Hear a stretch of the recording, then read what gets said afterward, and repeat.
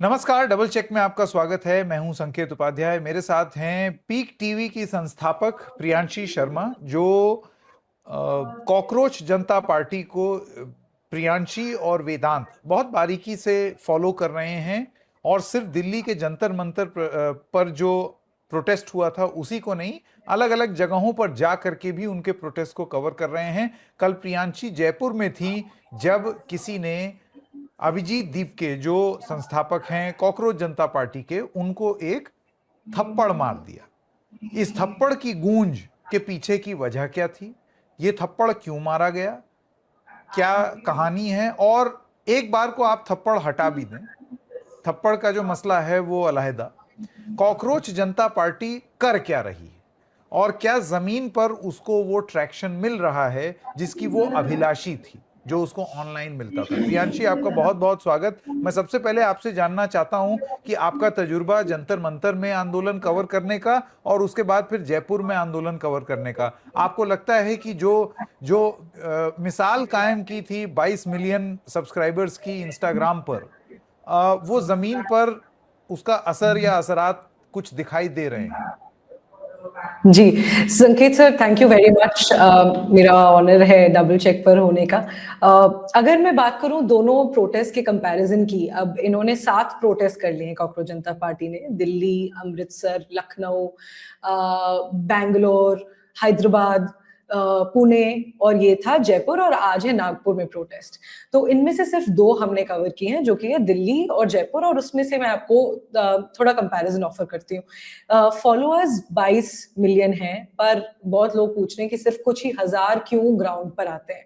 पर इसके 2 साइड्स जो मैं देखती हूँ एटलीस्ट, पहली बात, इतने भी लोग प्रोटेस्ट में आजकल नहीं आते हैं। सर, आपको पता ही होगा कि आप जब रिपोर्टिंग किया करते थे और आपने जो दौर देखा होगा निर्भया प्रोटेस्ट का, या उस समय कितनी प्रोटेस्ट ऑन ग्राउंड होती थी, तो हजारों की संख्या में, टेंस ऑफ थाउजेंड्स लोग आते थे। पर अब जंतर मंतर पे ऑलमोस्ट हर दूसरे दिन प्रोटेस्ट होती है, और उसमें 50, 60, 100 नंबर भी रीच हो जाए तो एक बड़ी बात होती है कुछ प्रोटेस्ट ऑर्गेनाइजेशंस के लिए। तो पहली बात तो ये है कि ये नंबर्स, हाँ, उनके फॉलो अकाउंट से कम है, पर फिर भी इतने लोगों को ग्राउंड पे लाना इस गर्मी में बहुत इजी नहीं है, specially for these kind of protest जो एक ऐसे मुद्दे के बारे में है जो मुद्दा कभी कभी नेशनल इशू बनता ही नहीं है, जो सालों से नेशनल इशू बनता आ ही नहीं रहा है। ये एक पॉइंट रहा। पर दूसरा पॉइंट ये एकदम फेयर है कि इन लोगों के प्रोटेस्ट काफी लोग एक हॉबी की तरह देखते हैं। दिल्ली में इनके पास परमिशन थी 5 बजे तक की, पर प्रोटेस्ट खत्म हो गई 3:30 बजे। जयपुर में भी मैं थी, परमिशन इनके पास 7 बजे की थी, 3 to 7 PM, पर अभिजीत दिपके आए करीब 4:45 बजे वो आए, और करीब 1 मैक्सिमम 1.5 घंटे में वो चले गए। तो 7 बजे तक की परमिशन थी, पर 5 बजे से पहले प्रोटेस्ट खत्म हो गई थी। तो ये लोग कहते हैं कि हम लॉ बाइंडिंग हैं, हम परमिशंस के अंदर अंदर ही प्रोटेस्ट करना चाहते हैं, पर परमिशन से भी पहले प्रोटेस्ट खत्म हो जाती है। मेन मेंबर्स की तो मैक्सिमम 1 घंटे की प्रोटेस्ट होती है। हाँ, गर्मी है और काफी प्रोटेस्ट ये लोग कर रहे हैं, अभिजीत दिपके अलग अलग जगह ट्रैवल कर रहे हैं, पर ये एक जायज क्रिटिसिज्म मुझे भी लगता है कि क्या ये अभी आप नेशन वाइड मोबिलाइजेशन कर रहे हैं, तो हाँ, आपका फोकस है कि आप अलग अलग स्टेट्स, अलग अलग सिटीज में जाना चाहते हैं, पर उस अलग अलग सिटीज के जाने के चक्कर में क्या आप एक भी प्रोटेस्ट को इम्पैक्टफुल नहीं बना पा रहे हैं, क्योंकि आप हर जगह 1-1 घंटे के लिए प्रोटेस्ट कर रहे हैं। तो क्या बेहतर रहेगा कि आप एक जगह पे या 2-3 जगहों पर एक इम्पैक्टफुल प्रोटेस्ट करें, क्योंकि अभी ये जो प्रोटेस्ट है ये ज्यादातर इग्नोरेबल कही जा रही है। सरकार ने एक भी बयान नहीं दिया, 7 ऐसी प्रोटेस्ट हो चुकी है, एक स्टेटमेंट नहीं आया है, एक एक्नॉलेजमेंट भी नहीं आया है, लोगों को एक्नॉलेज ही नहीं किया गया है किसी सीनियर मंत्री के द्वारा। किरण रिजिजू ने एक इंटरव्यू में बोला, पर वो भी एक इंटरव्यू में क्वेश्चन दिया गया था, किसी ने कोई स्टेटमेंट नहीं दी है। तो ये मेरा अभी तक का असेसमेंट है ये नेशन वाइड मूवमेंट का। अब अगर मैं कंपैरिजन करूं, जयपुर में दिल्ली से कम लोग थे फॉर श्योर, पर दिल्ली का प्रोटेस्ट इनका पहला प्रोटेस्ट था, और उसमें काफी माहौल भी बनाया गया था कि क्या परमिशन मिलेगी नहीं मिलेगी, और सबको आके दिल्ली पुलिस को दिखाना चाहिए। तो इसलिए करीब 2000 लोग जंतर मंतर पे फॉर श्योर थे, और उनमें मीडिया के भी बहुत लोग थे, पर फिर भी हमने काफी लोगों से उस दिन बात की थी, जिससे पता चल रहा था बूढ़े बुजुर्ग लोग आए थे, यंग स्टूडेंट्स आए थे, अलग अलग स्टेट से आए थे, यूपी, हैदराबाद, अलग अलग स्टेट से उस प्रोटेस्ट में आए थे। तो जहां तक कि आप अफिलिएशन या ऐसी अफिलिएशंस की बात है, तो हाँ, वैसे भी वॉलंटियर्स और आप अफिलिएटेड लोग आते हैं प्रोटेस्ट में, पर बहुत से लोग, मैं कॉन्फिडेंस से कह सकती हूँ, जयपुर दिल्ली दोनों जगह पर जेन्युइनली एंग्री प्रोटेस्टर्स थे। तो वो लोग आ रहे हैं, पर वही जयपुर में थोड़े कम थे। और जयपुर के बारे में मैं आपको एक और इंटरेस्टिंग बात बताना चाहती हूँ। कुछ यंग लोगों से हम बात कर रहे थे और उन्होंने हमें बताया कि वो जिस एनजीओ के साथ इंटर्न कर रहे हैं, उस एनजीओ ने उनको बोला है कि तुम लोगों को जाना है, 40-50 इंटर्न्स को बोला गया है कि तुम लोगों को इस प्रोटेस्ट में जाना है और तुम्हें वहां जाके जो मीडिया है उनको इंटरव्यू देना है, और जब इंटरव्यू दोगे वो क्लिप हमको भेजना है, दैट ये आपका इंटर्नशिप का पार्ट है। अब ये मुझे नहीं पता है कि क्या कॉकरोच जनता पार्टी ने इन एनजीओज के साथ टाई अप किया है प्रोटेस्टर्स भेजने के लिए, या ये एनजीओज खुद से इस कॉज को सपोर्ट करना चाहते हैं। वो दोनों पॉसिबिलिटीज हो सकती हैं, पर ये इंटरेस्टिंग है कि काफी लोगों को उनकी ऑर्गेनाइजेशंस ने भेजा भी गया था, एनजीओज ने भेजा गया था, इस तरह की ऑर्गेनाइजेशंस ने भेजा गया था, और ऑफ कोर्स आयसा, एसएफआई, ये सब ऑर्गेनाइजेशंस भी वहां थी। और जयपुर के लिए सेंसिटिव इशू ये भी था, आप भी जानते हैं कि राजस्थान एक हब ऑफ पेपर लीक्स रहा है। ये तो सेंट्रल एग्जाम्स की बात है, पर राजस्थान में स्टेट एग्जाम्स कितने लीक होते हैं, 30 से ज्यादा state exams, recruitment exams leak हुए हैं राजस्थान में 2014 और 24 के बीच में। तो तब तो अशोक गहलोत की गवर्नमेंट थी, कांग्रेस की गवर्नमेंट थी। तो वहां पर ये मुद्दा बहुत ज्यादा इमोशनल है लोगों के लिए। हम एक विक्टिम की फैमिली से भी मिले, एक विक्टिम जो जिन्होंने सुसाइड से अपनी लाइफ एंड की इस नीट लीक के बारे में, उनकी फैमिली भी वहां आई थी, कॉकरोच जनता पार्टी ने उनको बुलाया था। तो ये प्रोटेस्ट काफी ज्यादा शायद नंबर्स में कम रहा हो, पर गुस्से में और इमोशंस में काफी चार्ज्ड अप था, और वही शायद इमोशंस कुछ हमको गुस्सा वहां पर दिखा जो थप्पड़ की हम बात कर रहे थे सर। अब ये जो तस्वीर है, मैं चाहूंगा आप इसके बारे में थोड़ा सा बताएं कि ये किन परिस्थितियों में ये हुआ कि एक इंसान, ये कौन थे जिन्होंने थप्पड़ जड़ दिया? तो ये मैं आपको बताती हूँ हुआ क्या था। हम लोग इसके एकदम पीछे ये हमारे कैमरा की वीडियो, और हम यहीं खड़े थे, आपको दिखेगा भी कि मैं वहां पे दिख रही हूँ, हाथ से माइक गिर रहा है। ये अभिजीत दीप के एंटर कर रहे थे, शहीद स्मारक जो जयपुर का है वहां की एंटर कर रहे थे, और तब उनको कंधों पे उठाया हुआ था उनके फॉलोअर्स ने, और वहीं आप देख रहे हैं एक इंसान ने उनका वो जो गमछा पहनते हैं प्रोटेस्ट में, उससे नीचे खींचा और 3-4 थप्पड़ मारे हैं। वो कैमरा पे दिख रहा है, 3-4 थप्पड़ मारे और बहुत तेज थप्पड़ मारे हैं। अब कौन लोग हैं ये? 5 लोगों को डिटेन किया है जयपुर पुलिस ने।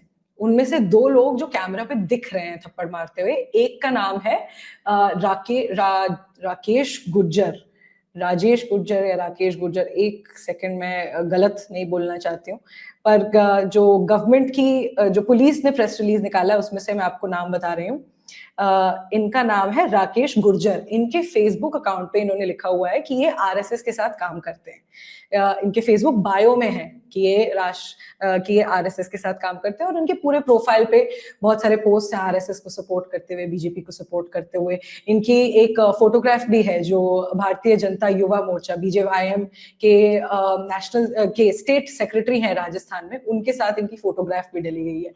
अब इससे हम ये नहीं कह रहे हैं कि ये बीजेपी ने इनको भेजा है, आरएसएस ने इनको भेजा है, पर ये इनका बैकग्राउंड रहा है कि ये इन ऑर्गेनाइजेशन से लिंक्ड रहे और इन ऑर्गेनाइजेशंस को सपोर्ट करते हैं। तो हालांकि नेशनली बीजेपी कुछ रिस्पॉन्ड नहीं कर रही होगी इस कॉकरोच जनता पार्टी पे, पर इस तरह के कुछ एक्सट्रीमिस्ट एलिमेंट्स जो उनकी आइडियोलॉजी, आरएसएस की आइडियोलॉजी को सपोर्ट करते हैं, वो आइडियोलॉजी कहीं ना कहीं शायद हमको यहाँ पर दिख रही है। अब कुछ लोग ये कह रहे थे कि स्क्रिप्टेड है, अभिजीत दीप ने ये अटेंशन के लिए किया है कि अपने किसी बंदे को बुला के थप्पड़ मरवाया है। सब पैरेलल्स अरविंद केजरीवाल केस से प्रियांशी, मैं आपको ये भी बता दूं क्योंकि आम आदमी पार्टी के संस्थापक अरविंद केजरीवाल पर भी बिल्कुल इसी तरीके से थप्पड़ से हमला हुआ, और उस समय भी आरोप यही लगे कि ये तो इन्होंने अपने आप को खुद स्याही फेंकवा ली, खुद पिटवा लिया। बिल्कुल इसी तरीके की एक बात उस समय भी होती थी। जी, और ये पैरेलल वहीं से ड्रॉ किया जा रहा था। पर ये सब हम सबको सोचना चाहिए कि इस इंसान का फेसबुक अकाउंट पब्लिक है। कल से ये फेसबुक अकाउंट आप एक्सेस नहीं कर सकते हैं, पर स्क्रीनशॉट्स इंटरनेट पर हैं, आपको क्लियरली दिख जाएगा। क्या आपको लगता है ऐसा इंसान जो इतना ओपनली आरएसएस, बीजेपी, बीजेवाईएम को सपोर्ट करता है अपने फेसबुक पे सालों से, ऐसा एक इंसान मान जाएगा, कॉकरोच जनता पार्टी से हायर हो जाएगा उनको थप्पड़ मारने के लिए? ये एक सवाल ओपन टू इंटरप्रिटेशन है, पर मेरे ख्याल से तो जिस तरह से ये बैकग्राउंड दिख रहा है, ऐसा नहीं लग रहा है कि ये एक कॉकरोच जनता पार्टी का प्रॉक्सी है जिसको हायर कर लिया और ये एक्टिंग करने के लिए। और एक्टिंग सिर्फ ये नहीं है कि थप्पड़ मार के वो चले गए, डिटेन हो गए, थप्पड़ मारने के बाद वो उनको भी मारा गया है। ये भी आपको मैं बता दूं कि एक्सट्रीमिज्म डेफिनेटली शुरू वहां से हुआ, पर ऐसा नहीं है कि जो कॉकरोच जनता पार्टी के प्रोटेस्टर्स थे उन्होंने पूरी पीसफुल तरीके से इस पे रिस्पॉन्ड किया। अभिजीत दिपके ऑफ कोर्स ये चाटम इंसिडेंट के बाद भी अंदर गए, उन्होंने अपनी प्रोटेस्ट कंटिन्यू की, जैसा उनका प्लान था उन्होंने वही किया, कुछ उसमें चेंज नहीं हुआ। और उन्होंने कहा कि मैं गांधीयन आइडियोलॉजी फॉलो करता हूँ और मैं इस पे कुछ रिस्पॉन्ड नहीं करूंगा और कुछ वायलेंस से रिस्पॉन्ड नहीं करूंगा। और उन्होंने अपने फॉलोअर्स को भी उस समय कहा कि प्लीज इस पे आप कुछ वायलेंट रिस्पॉन्स नहीं करिए। पर उस समय हीट ऑफ द मोमेंट, संकेत सर जब आप देखेंगे ये वीडियो, हम क्यों पीछे भागे, क्योंकि एक पूरा क्राउड एक तरह से चार्ज कर रहा था और उस 2-3 सेकंड में तो हमें ऐसे थोड़ा स्टैम्पीड जैसा लगने लगा और इसलिए हम एकदम से पीछे भागे कि ये लोग हमारी तरफ और कुछ लोग गिर ना जाएं, कुछ इस पूरे सिचुएशन में इंजर ना हो जाए। तो उस कुछ सेकंड के लिए तो ये काफी हीटेड सिचुएशन थी, क्योंकि लोग उस इंसान को पीट रहे थे और उसको पीटा भी गया, उसकी शर्ट पूरी खोल दी गई है। पर उसके बाद भी वो इंसान निकलते हुए कह रहा है कि मैं राष्ट्रवाद हूँ, मैं नेशनलिस्ट हूँ, ये सब मच्छर है। उसने कहा है कि ये कॉकरोच नहीं है, मच्छर है। और ये भी उसने कहा उसके बाद कि ये कोई नीट का मुद्दा नहीं है, ये अराजकता फैला रहे हैं और नीट इनके लिए सिर्फ एक बहाना है। ये ऑन रिकॉर्ड उस इंसान ने कहा है, मैं इसमें से कुछ भी अपने मन से नहीं बना रही हूँ।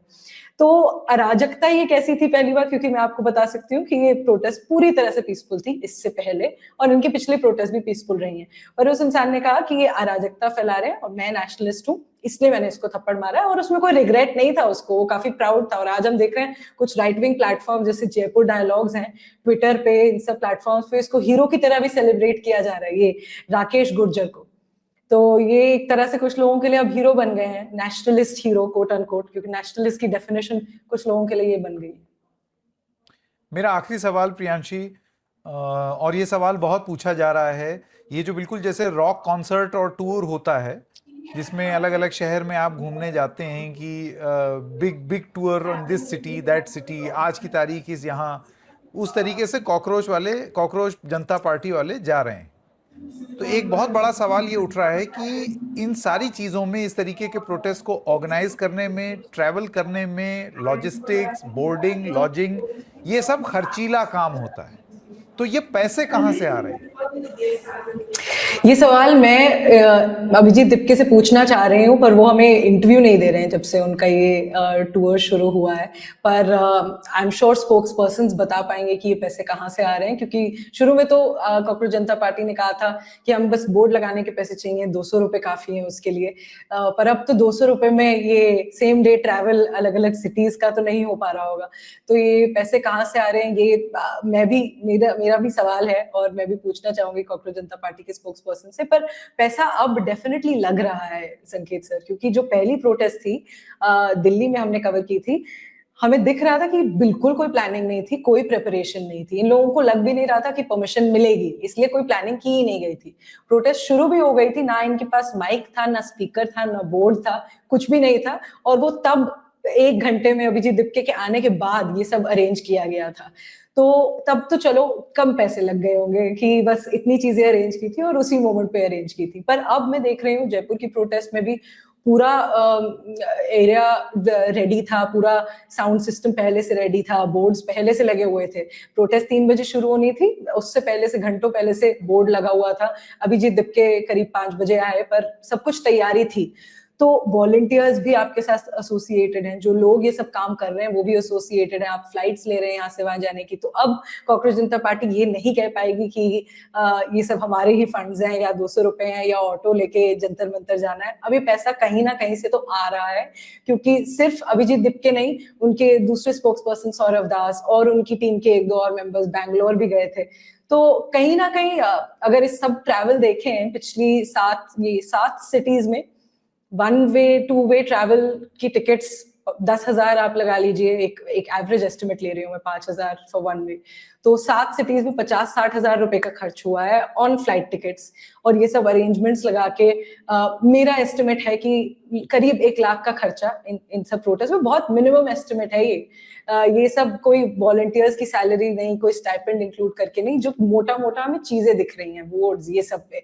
तो अब ये नहीं कह पाएगी कॉकरोच जनता पार्टी कि हम ये पैसा खुद से लगा रहे हैं, तो उनको, और उनका कोई ऐसे पब्लिक प्लेटफॉर्म नहीं है क्राउड फंडिंग के लिए कि वो लोगों से पैसे ले रहे हो, तो वो भी एक एक्सप्लेनेशन नहीं है। तो शायद वो खुद से बूटस्ट्रैप्ड हैं अभी भी ये मूवमेंट, हो सकता है बूटस्ट्रैप्ड हो, क्योंकि 1-2 लाख का एक्सपेंडिचर फिर भी कोई बहुत ज्यादा नहीं है, वो लोग खुद से कर सकते हैं। अगर इतने लोग एक साथ आए, इतने वॉलंटियर्स हैं, तो इंटरनल कंट्रीब्यूशन किया हो तो पता नहीं, पर और भी एसोसिएशंस जो हैं, जैसे मैंने आपको बताया आयसा, SFI, जयपुर में हमने देखा पूरी प्रोटेस्ट मैनेज वही लोग कर रहे थे, जो भी अनाउंसमेंट्स हो रही थी अभिजीत दिपके के आने से पहले, वो आयसा के लोग कर रहे थे कि आप लोग बैठ जाइए, अभी आने वाले अभिजीत दिपके, अभी आने वाले हैं।